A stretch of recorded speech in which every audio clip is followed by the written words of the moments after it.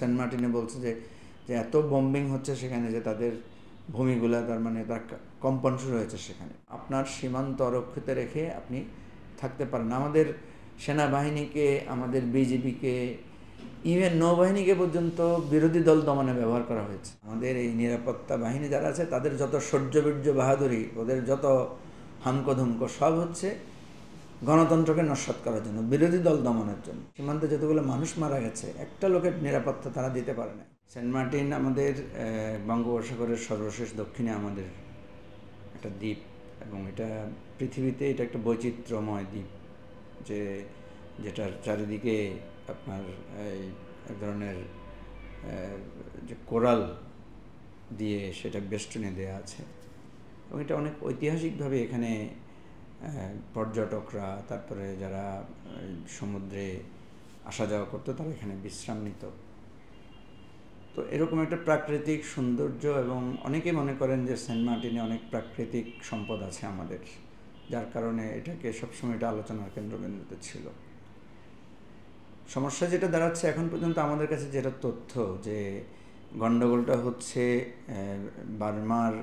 মিয়ানমারের জান্তার সাথে, সেখানে আরাকান আর্মির সাথে, কিন্তু রিয়েল ইনফরমেশন আমাদের কাছে এখনও এটা পরিষ্কার না। এর অন্তরালে কোনো ষড়যন্ত্র আছে কিনা, বা এটার পেছনে কোনো গভীর কোনো পরিকল্পনা অংশ কিনা সেটা। কারণ দেখেন, এখনও এই যে সেন্ট মার্টিন এবং টেকনাফের যে নো রুটে যে তারা গোলাগুলি করলো, কারা করলো সেটা কি আরাকান আর্মি করলো, নাকি মানে বার্মিজ জান্তার আর্মিরা করলো, নাকি তাদের যে বিজিবি আছে তারা করলো?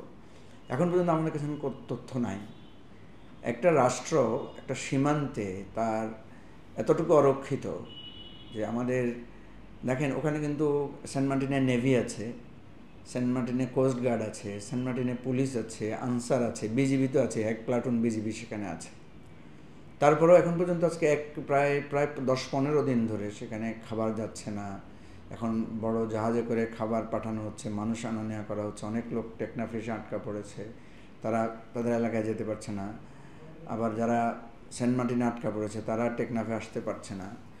গভর্নমেন্ট যে একটা হেলিকপ্টার পাঠাবে বা ইমার্জেন্সি কিছু, এখানে তো আমাদের তো কোনো সুবিধা নেই। ওরা যুদ্ধ করতেছে, ওদের এলাকায় ওদের গোলাগুলি হচ্ছে, হোক।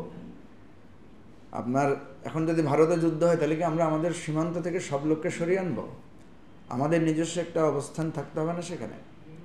তো এই জায়গাটা আগেও আমরা দেখেছি, যে যখন নাইক্ষ্যংছড়িতে ওই যে সীমান্তে যখন হলো, তখনও দেখা গেছে যে আমাদের মানুষ আহত হয়েছে, ইভেন আমাদের মানুষও মারা গেছে, আমাদের সম্পদ ক্ষতিগ্রস্ত হয়েছে, বাড়িঘর ছেড়ে মানুষকে চলে আসতে হয়েছে, এবং সেখানে এসে মর্টার পড়েছে।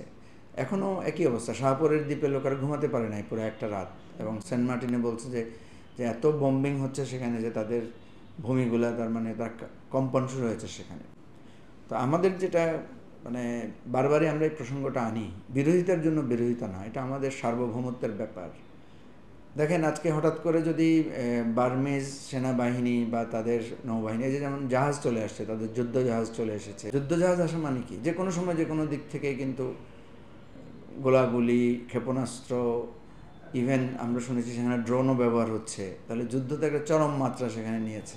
আরও একটা ভয়ের ব্যাপার হচ্ছে, আমাদের আওয়ামী লীগ সভানেত্রী কিছুদিন আগে বলেছেন যে মানে সেন্ট মার্টিন ওনার কাছ থেকে নিয়ে যাবে কেউ, কারোর সাথে উনি কিন্তু বলেন নাই কারা এটা করছে। সাদা চামড়া বলে এক ধরনের উনি একটা রহস্য তৈরি করেছেন। তো ফলে আপনি দেখবেন যে অনেক মানুষ মনে করছে সেন্ট মার্টিন অলরেডি আমাদের হাত ছাড়া হয়ে গেছে। আমাকে একটু আগে এক ডাক্তার ফোন করে বললো যে সেন্ট মার্টিন তো চলে গেছে আমাদের হাত থেকে। তার মানে কি, মানুষের পারসেপশনের জায়গাটা এভাবে তৈরি হচ্ছে, এবং এইভাবেই কিন্তু স্বাধীনতা সার্বভৌমত্বের হুমকিটা এভাবেই তৈরি হয়। তো সেজন্য আমরা যেটা মনে করি যে আমাদের কক্সবাজার কিন্তু একটা সমৃদ্ধ জেলা, আমাদের কাছেই আছে, এবং এখন পর্যন্ত আমি মনে করি সেখানে দ্রুত নৌবাহিনীর টিম পাঠানো দরকার, সেখানে রেস্কিউ টিম, সেনাবাহিনীর রেস্কিউ টিম যাওয়া দরকার। কারণ আপনার সীমান্ত অরক্ষিত রেখে আপনি থাকতে পারেন। আমাদের সেনাবাহিনীকে, আমাদের বিজিবিকে, ইভেন নৌবাহিনীকে পর্যন্ত বিরোধী দল দমনে ব্যবহার করা হয়েছে। এই যে নৌবাহিনী থেকে লোকদেরকে ডেপ্লয় করে র্যাবে আনা হয়েছে না, র্যাবের যেই এই খুনের সাথে তো এরা জড়িত কেউ কেউ। সেন্ট মার্টিনে 10,000 নাগরিক আছে, তারা কীভাবে দিন যাপন করছে? তাদের একটা কারো ইচ্ছে ছিল ঈদের সময় তারা ব্যবসা করবে, সেখানে যারা গরুর খামার করেছে বা গরু বিক্রি ব্যাপার আছে তাদের একটা ব্যবসায়িক সময় কিন্তু এখন। তো সেই জায়গাটায় চলছে একটা ভয়ঙ্কর মানে ভয়ের একটা পরিস্থিতি চলছে, এবং টেকনাফে যারা আটকা পড়েছে তাদের জন্য কিন্তু সরকার কোনো ব্যবস্থা করে নাই। তো সেজন্য আমরা মনে করি যে এটা অত্যন্ত উদ্বেগের ব্যাপার। সকল রাজনৈতিক দলের এটা নিয়ে কথা বলা উচিত, এটা নিয়ে আমাদের সচেতনতা সৃষ্টি করা উচিত, এবং সুস্পষ্টভাবে আমি মনে করি যে সেখানে আমাদের সশস্ত্র বাহিনীর অত্যন্ত গুরুত্ব দিয়ে সেখানে অবস্থান নেওয়া দরকার। এবং এই যে মিয়ানমার বিজিবি তারা এগুলি করছে, অথচ তাদেরকে তারা যখন আমাদের এখানে আসে আমাদের লোকেরা সুন্দর করে তাদেরকে মানে আদর সোহাগ করা বা তাদেরকে ফেরত দিচ্ছে।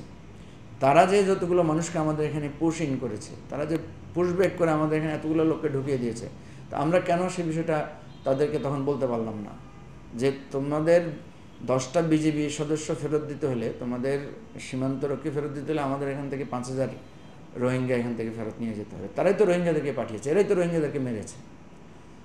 এখন আমি মনে করি যে আমাদের সরকারের এখানে চরম দুর্বলতা আছে। কেন তারা এত দুর্বল?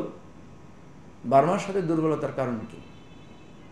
আমি মনে করি 2টা কারণ। একটা হচ্ছে এই সরকারের এই আমাদের মানে যারা সীমান্তরক্ষী আছে আমাদের কাছে এদের নৈতিক কোনো শক্তি নাই, এরা নিজেরাই ভীত সন্ত্রস্ত।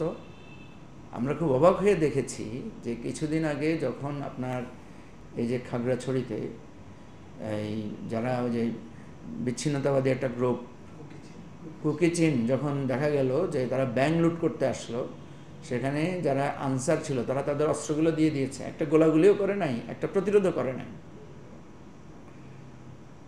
এখন এই আমাদের পুলিশ, আমাদের বিজিবি, আমাদের এই নিরাপত্তা বাহিনী যারা আছে তাদের যত শৌর্যবীর্য বাহাদুরি, ওদের যত হামকধমক সব হচ্ছে গণতন্ত্রকে নস্যাৎ করার জন্য, বিরোধী দল দমনের জন্য।